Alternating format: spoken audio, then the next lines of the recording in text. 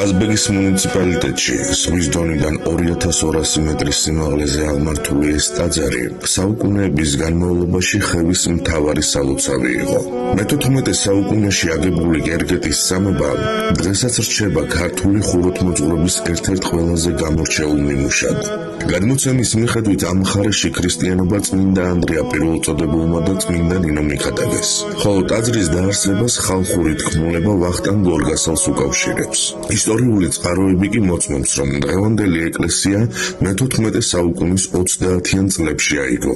გერგეტის სამებას განსაკუთრებული მნიშვნელობა ჰქონდა საქართველოს ისტორიაში. მტრის შემოსევების დროს აქ დროებით გადმოჰქონდათ ქვეყნის უდიდესი სიწმინდეები, მათ შორის წმინდა ნინო ჯვარი, რადგან მიუდგომელი მდებარეობა მათ უსაფრთხოდ ინახავდა. ტაძარში საუკუნეების განმავლობაში ლოცვა არასდროს შეწყვეტილა.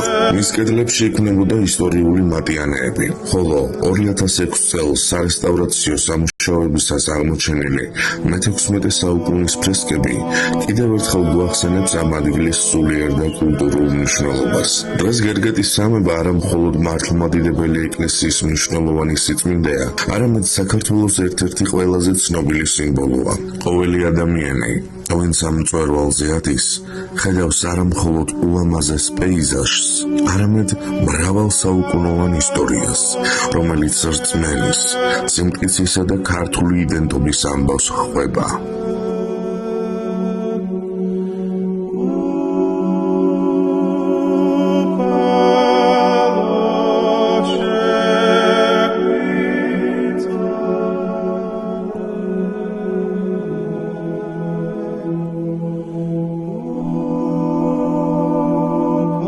საქართველო გვიყვარხარ, საქართველო გვიყვარხარ, საქართველო გვიყვარხარ.